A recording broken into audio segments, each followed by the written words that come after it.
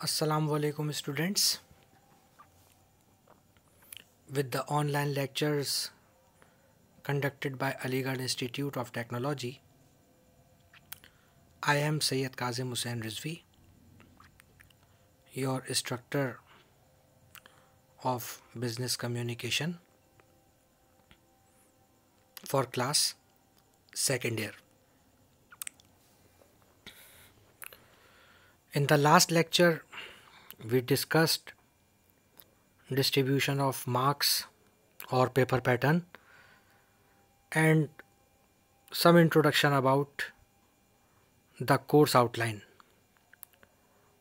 that why business communication is included in your syllabus. Before starting chapter number 1, let me clear you one thing, that this course is for class 2nd year, all the technologies except electrical. क्योंकि बहुत सारे सवालात जो हैं वो chat के अंदर मैंने पढ़ा, काफ़ी स्टूडेंट्स ने ये कमेंट किया है कि किन किन टेक्नोलॉजीज़ के अंदर बिज़नेस कम्युनिकेशन का जो सब्जेक्ट है वो मौजूद है और किन टेक्नोलॉजीज़ में नहीं है. चैट के सेक्शन में ये काफ़ी ज़्यादा बात डिस्कस की गई है. तो लेक्चर नंबर 2 में चैप्टर नंबर 1 की स्टार्टिंग से पहले मैं यहाँ पर क्लियर कर दूँ आपको कि ये जो आपका कोर्स है बिज़नेस कम्युनिकेशन का सब्जेक्ट जो है, ये electronic 2nd year, CIT 2nd year, biomedical 2nd year, ये इन क्लासेस के लिए है. इलेक्ट्रिकल 2nd ईयर में बिज़नेस कम्युनिकेशन का सब्जेक्ट मौजूद नहीं है. हम इस सब्जेक्ट को इलेक्ट्रिकल 3rd ईयर में पढ़ेंगे. तो ये पॉइंट जो यहाँ पर क्लियर करना मैंने इसलिए ज़रूरी समझा है इस पॉइंट को, क्योंकि तकरीबन जो सवालात हुए हैं कमेंट सेक्शन में वो यही हुए हैं कि इस सब्जेक्ट को किन किन क्लासेस में पढ़ाया जाएगा और इसका टाइम क्या होगा. अब टाइम के हवाले से अगर बात की जाए तो टाइम में कोई इसका फ़िक्स टाइम नहीं है. पीर के दिन जो हैं वो तमाम लेक्चर्स अपलोड होते हैं. पूरे लेक्चर्स आपको वेबसाइट पर पूरे हफ्ते अवेलेबल होते हैं. आप जब दिल चाहे, आपके पास जब भी वक्त हो, आप इन लेक्चर्स को तसल्ली के साथ सुन सकते हैं. तो यहाँ पर ये चीज़ क्लियर हो गई होगी कि किन क्लासेस के अंदर ये मौजूद है और किन क्लासेस के अंदर ये मौजूद नहीं है. Introduction to communication chapter number 1. In this subject, I will tell you that why communication or business communication is included in your course, or why communication is necessary in this syllabus or course outline. So let's start with this new chapter. Meaning of communication. I will explain each and everything in Urdu as well as in English. When a baby sees the face of its mother first time in the world, process of communication starts. यानी बच्चा जब इस दुनिया में आता है और अपनी माँ के चेहरे को फर्स्ट टाइम देखता है, प्रोसेस ऑफ कम्युनिकेशन स्टार्ट्स. गुफ्तगू का सिलसिला उसी वक्त शुरू हो जाता है.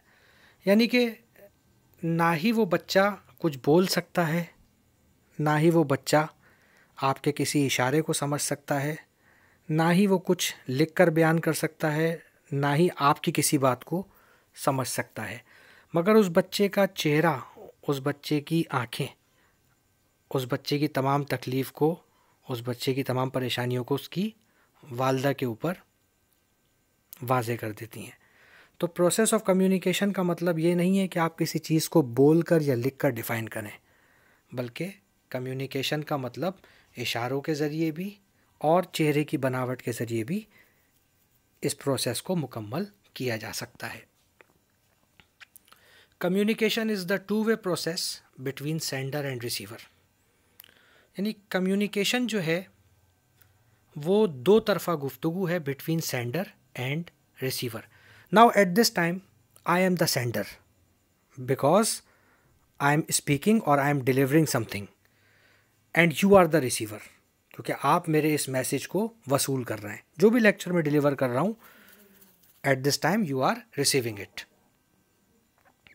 और इन अदर वर्ड्स, या फिर दूसरे अल्फाजों में, वी कैन से, हम ये कह सकते हैं, the transfer of information from one person to another. The transfer of information, मालूमात का ट्रांसफ़र करना। Whatever you know you must share it with some other person. यानी जो भी कुछ आपके पास इंफॉर्मेशन है, मालूमात है, आप उसको दूसरे शख्स के साथ शेयर करें। जो उसके इल्म में नहीं है आप उसको बताएं, और जो उसके इल्म में चीज़ है उससे वो चीज़ हासिल करें। The word communication is derived. The word communication यानी जो लफ्ज़ है कम्युनिकेशन का, is derived, has been taken यानी हासिल किया गया है, from the Latin word communicate. Latin America के वर्ड कम्युनिकेट से, यानी लातीनी अमेरिका में जो ज़बान बोली जाती है उसका वर्ड है कम्युनिकेट। उस वर्ड से लफ्ज़ कम्युनिकेशन को बनाया गया है। What is the meaning of the word communicate? Which means to share और एक्सचेंज सम इंफॉर्मेशन। यानी किसी भी मालूमात को शेयर करना, या जो कुछ आपको मालूम है वो दूसरों को बता दें जिन्हें नहीं मालूम, और जो कुछ उनको मालूम है आप उनसे हासिल कर लें। एक्सचेंज का तो यही मतलब है ना, कि किसी चीज़ को ट्रांसफ़र कर देना और किसी चीज़ को हासिल कर लेना। सम इन्फॉर्मेशन, कुछ भी मालूमात, किसी भी मालूमात को। Some important definitions of communication are given below. इस हवाले से कुछ डेफिनेशंस जो हैं कम्युनिकेशन की वो नीचे बयान की जा रही हैं। तो in this paragraph we can say that communication is basically the two-way process between sender and receiver. The basic of this paragraph, इस पैराग्राफ की जो बुनियाद है उसमें ये बयान किया जा रहा है कि दो तरफ़ा गुफ्तगू है सेंडर और रिसीवर के दरमियान। Either it is in the condition of information और in the condition of exchange और शेयर समथिंग। यानी किसी भी चीज़ को शेयर करना या किसी भी मालूमात को एक दूसरे के साथ एक्सचेंज करना या शेयर कर देना। Some important definitions of communication are given below. कुछ तारीफ़ें कम्युनिकेशन की नीचे बयान की जा रही हैं। According to George Terry, George Terry is basically an Italian scholar, Italy का स्कॉलर है। उसकी ये डेफिनेशन है जॉर्ज टेरी की, communication is an exchange of facts, ideas, opinions और emotions by two or more than two persons. Communication is an exchange of facts. Facts means realities, हकीकतें, हक़ाइक़। Exchange तबादला करना।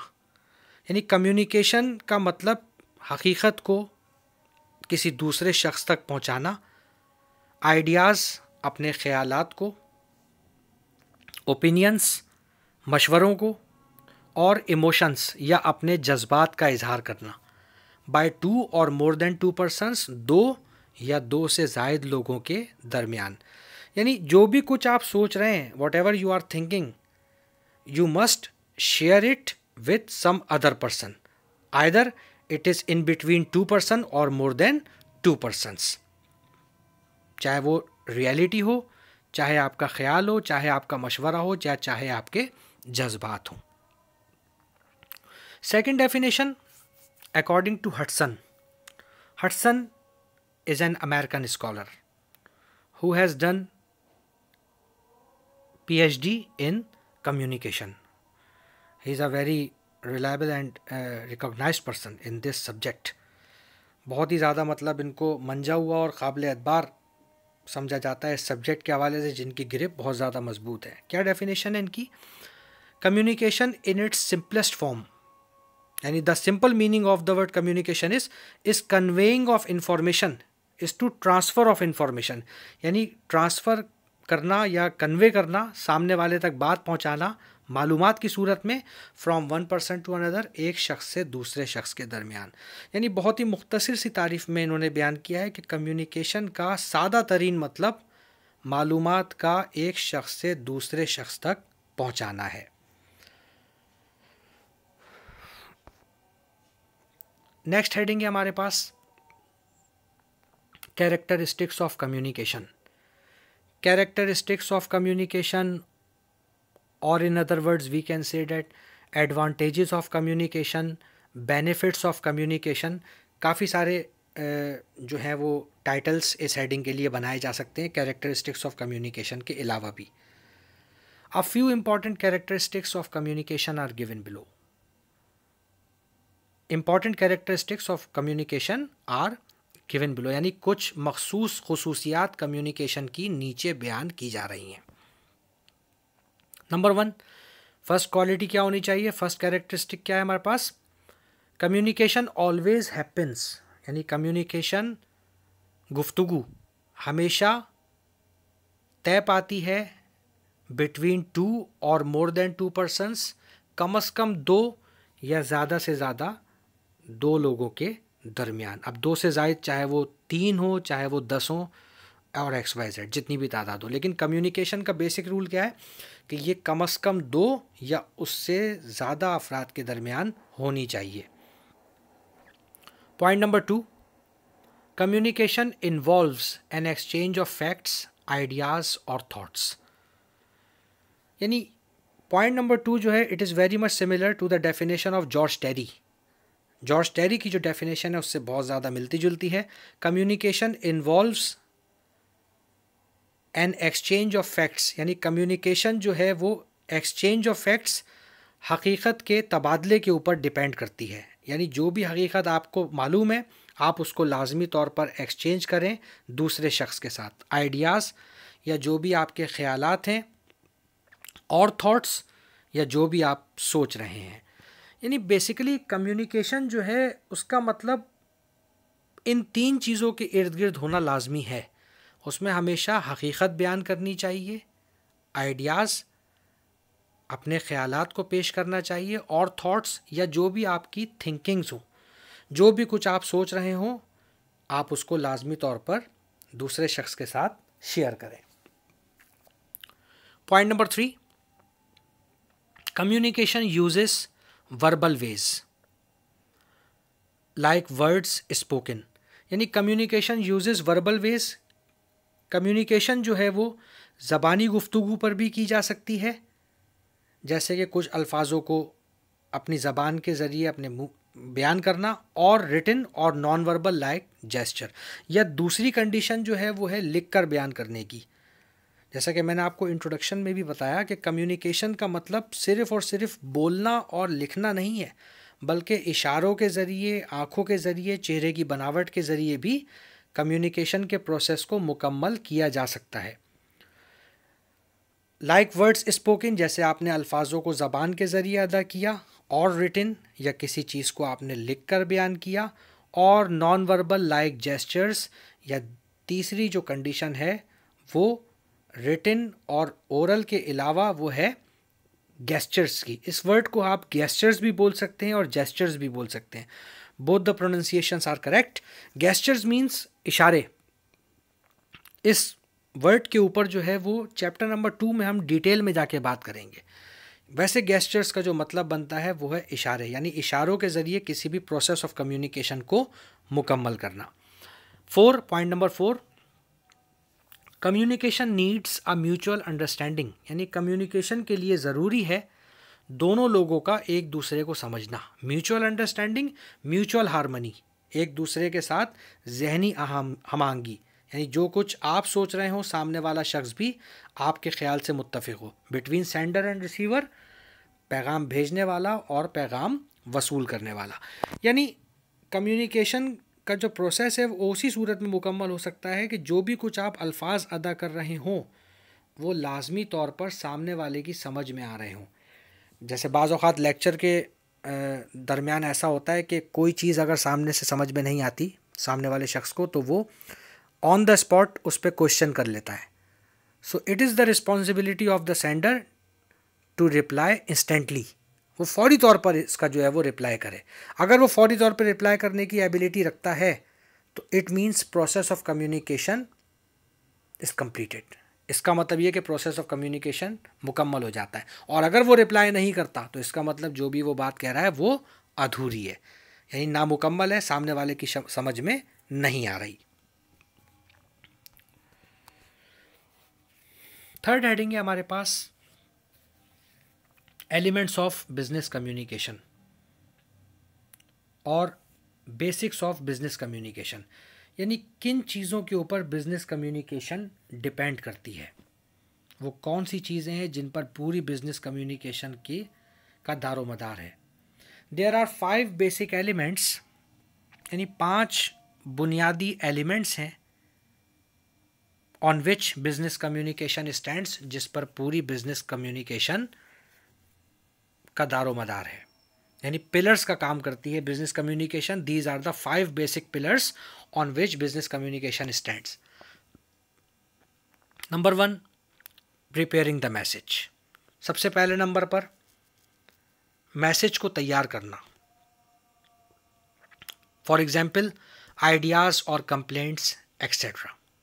अब इस चीज़ के हवाले से अगर हेडिंग नंबर 1 को मैं डिफ़ाइन करूँ, प्रिपेयरिंग द मैसेज, तो उसकी तफसील अगर थोड़ी सी मैं आपको यहाँ पर डिटेल दूँ तो ये कि what ever I am saying in front of you, जो भी कुछ मैं आपके सामने इस वक्त कह रहा हूँ, आप मेरे अल्फाजों को सुन रहे हैं, I must prepare it before delivering it, यानी मैंने इसको पहले तैयार किया है उसके बाद आपके सामने बोला है।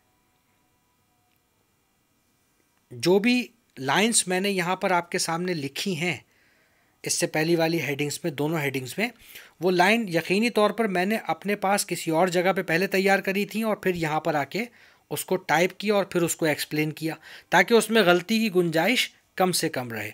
बिजनेस कम्युनिकेशन में यानी कारोबारी गुफ्तगू में ये चीज़ बहुत अहमियत की हामिल है कि जो भी चीज़ आप बयान कर रहे हैं उसकी पहले से प्रिपरेशन आपके पास होनी चाहिए, चाहे वो आपके ख्यालात हों, चाहे वो आपकी शिकायतें हों, चाहे वो एट्सेट्रा कुछ भी हो, क्योंकि बिजनेस कम्युनिकेशन में टाइम की लिमिटेशन बहुत ज़्यादा अहमियत रखती है। Point number 2, sending the message by the sender. जो भी कोई मैसेज जो है वो तैयार किया गया है, सेंडर के अंदर इतनी सलाहियत होनी चाहिए कि वो उसको डिलीवर कर सके आपके सामने। यानी जो भी अल्फाज मैं आपके सामने यहाँ पर लिख रहा हूँ, I must explain it. Either it is in Urdu or in English, it doesn't matter. But the message must be understandable. यानी जो भी कुछ मैं यहाँ पर आपके सामने पेश कर रहा हूँ वो लाजमी तौर पर इतनी सलाहियत मुझ में होनी चाहिए कि मैं उसको एक्सप्लेन कर सकूँ। बाज़ औक़ात होता ही है कि सामने वाला शख्स काबिल तो बहुत ज़्यादा होता है, लेकिन जब वो लेक्चर डिलीवर करने के हवाले से बात की जाए उससे, तो वो अपने अल्फाजों पर कंट्रोल नहीं कर पाता या उसको इतना कॉन्फिडेंस नहीं होता कि जो भी मैं कुछ बात करूँगा उसको मैं एक्सप्लेन कर सकूँगा। ये सिचुएशन ख़ास तौर पे जब होती है जब क्लास के अंदर टीचर लेक्चर डिलीवर कर रहा हो स्टूडेंट्स के सामने और स्टूडेंट अगर फौरी तौर पर उससे कोई सवाल करें तो वो रिप्लाई करे। अगर वो रिप्लाई नहीं कर पाता, इट मीन्स मैसेज प्रिपरेशन में तो बहुत परफेक्ट है, लेकिन उसके अंदर ये एबिलिटी नहीं है कि वो सेंड कर सके उस मैसेज को प्रॉपरली। तो सेंडर का कमांड हासिल करना मैसेज के ऊपर बेइंतहा ज़रूरी है। Point number 3, receiving the message by the receiver, यानी मैसेज को रिसीव करना रिसीवर के लिए। जो भी कुछ मैं आपके सामने अल्फाजों को अदा कर रहा हूँ, अगर आपकी समझ में आ रहे हैं, if you understand my words, it means process of communication is completed. अगर आपकी समझ में मेरी बात नहीं आ रही तो मैं सिर्फ़ और सिर्फ आपके सामने बात ही कर रहा हूँ और आप जो हैं वो सिर्फ़ और सिर्फ एक वक्त को मुकम्मल कर रहे हैं। लेकिन अगर आप मेरे मैसेज को रिसीव कर रहे हैं properly, it means process of communication is completed. गुफ्तगू का जो दौरानिया है हमारा, या गुफ्तगू का जो एक मरहला है, वो मुकम्मल हो रहा है। Point number 4, channelisation in communication या चैनलाइजेशन द कम्युनिकेशन। कम्युनिकेशन में चैनल्स, बाज़ औक़ात ये होता है कि सेंडर अपना जो मैसेज सेंड कर रहा होता है वो थ्रू प्रॉपर एक चैनल के ज़रिए कर रहा होता है। जैसे मिसाल के तौर पर टेलीफोनिक डिस्कशन, इंटरनेट के ऊपर वॉइस मैसेजेस, या ये जैसे मैं आपको एक चैनल के ज़रिए कम्युनिकेट कर रहा हूँ। यानी जो शख्स मैसेज आपको भेज रहा है उस शख्स का सामने मौजूद ना होना। यानी जैसे मैं इस वक्त आपको अपना लेक्चर डिलीवर कर रहा हूँ तो ये वाया ऑनलाइन क्लासेस के ज़रिए कर रहा हूँ। क्लासेस के यानी कि अगर आप मुझसे कोई सवाल करना चाहें तो आप मुझसे जब सवाल करेंगे तो मैं इंस्टेंटली आपको जवाब नहीं दे सकता, मैं कुछ टाइम के बाद जवाब दूंगा। यही चीज़ अगर मैं क्लास में आपके सामने खड़े होकर डिस्कस करूं तो आप मुझसे फौरी तौर पर सवाल करेंगे और मैं फौरी तौर पर जवाब दूंगा। तो चैनलाइजेशन द कम्युनिकेशन का मतलब ये कि जो भी शख्स आपसे गुफ्तगू कर रहा है वो इनडायरेक्ट वे में आपसे बात कर रहा है। डायरेक्टली अगर वो बात करेगा तो आपके फेस टू फेस आके करेगा, वरना अदरवाइज प्रोसेस ऑफ कम्युनिकेशन में हो सकता है कि थोड़ी देर हो जाए मुकम्मल करने में। Number 5, encoding in communication. Encoding means the language which is used in communication, यानी गुफ्तगू में जो भी ज़बान इस्तेमाल की जा रही है वो बहुत ज़्यादा इंपॉर्टेंट है। What ever I say in front of you, either it is in English और in Urdu, both the languages are understandable for you. जो भी ज़बान मैं आपके सामने इस्तेमाल कर रहा हूँ, चाहे वो उर्दू में है चाहे वो इंग्लिश में है, ये आपकी समझ में आने वाली हो। यानी अगर मैं इंग्लिश में लेक्चर डिलीवर कर रहा हूँ तो I must use simple words, मैंने लाजमी तौर पर सादा अल्फाजों का इस्तेमाल ज़रूर करना है। अगर मैं मुश्किल अल्फाजों का इस्तेमाल करूँगा तो बात हो सकता है आपकी समझ में ना आए।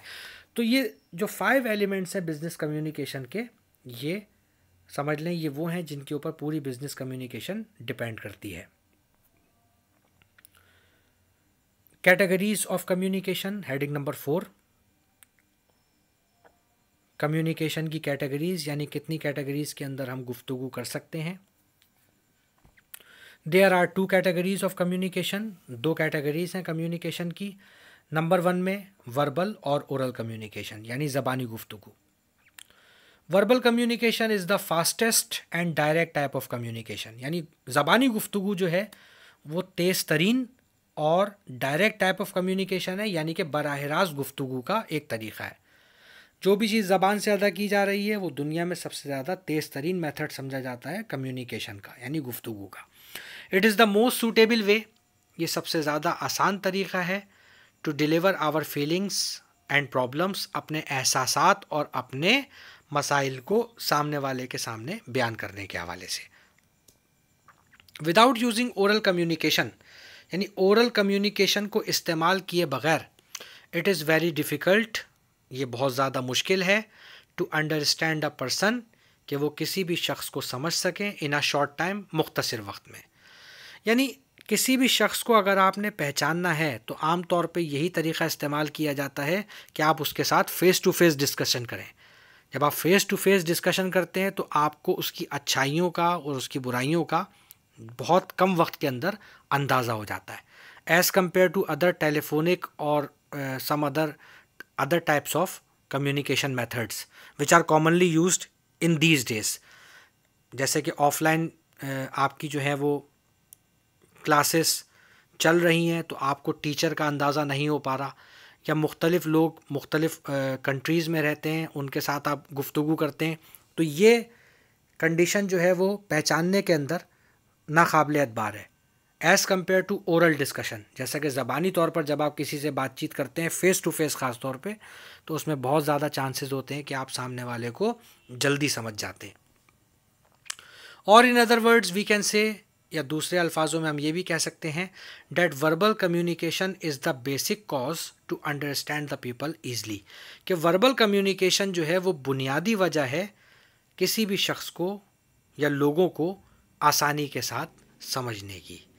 यानी कि फेस टू फेस डिस्कशन जो है वो सबसे ज़्यादा कॉमन मेथड है लोगों को समझने का।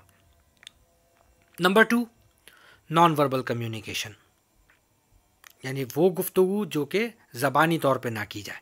Non verbal communication contains both written communication and gestures. इन नॉन वर्बल कम्युनिकेशन में रिटन कम्युनिकेशन यानी लिखकर गुफ्तगू करना या इशारों के ज़रिए बातचीत करना, ये दोनों मेथड्स नॉन वर्बल कम्युनिकेशन में कंसिडर किए जाएंगे।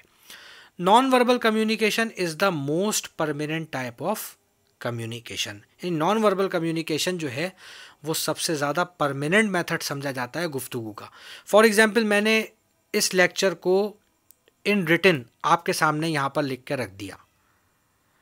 ये लेक्चर आप जब दिल चाहे वेबसाइट पर या अपनी सेव फाइल के अंदर ओपन करके इसको 10 मरतबा रीड कर लें, 2 मरतबा रीड कर लें, जब तक आपकी समझ में ना आए आप इस मैसेज को रीड कर सकते हैं। लेकिन यही चीज़ अगर मैं क्लास के अंदर लेक्चर अपना डिलीवर कर रहा हूँ और आप उसको कॉपी नहीं कर रहे, तो ये भी हो सकता है कि कुछ अल्फाज मेरे आपके जहन में ना रहें। तो written communication is also we can say that use for future reference. मुस्तकबिल के अंदर अगर कोई चीज़ अगर आपको दोबारा रिकॉल करनी है तो रिटन कम्युनिकेशन जो है वो आप बहुत ज़्यादा काबिल एतबार या परमानेंट टाइप ऑफ कम्युनिकेशन के तौर पर इसको कंसिडर कर सकते हैं। तो ये चैप्टर नंबर 1 की आज हमारी 4 हेडिंग्स थी जो कि मुकम्मल हुई हैं।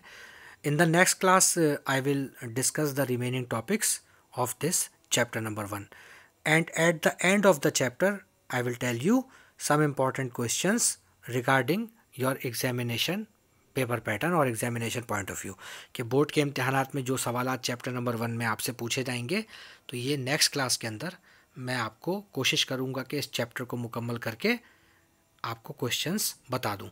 तरीक़ाकार हमारा वही होगा कि चैप्टर को मुकम्मल हम पहले पूरा एक्सप्लेन करेंगे, जो भी इम्पॉर्टेंट टॉपिक्स होंगे एग्जामिनेशन पॉइंट ऑफ व्यू के हवाले से, और उसके बाद एंड ऑफ द चैप्टर में आपको इंपॉर्टेंट क्वेश्चंस शॉर्ट और लॉन्ग दोनों की कंडीशन में डिफाइन कर दूंगा। So that's all for today students and take care. अल्लाह हाफिज़।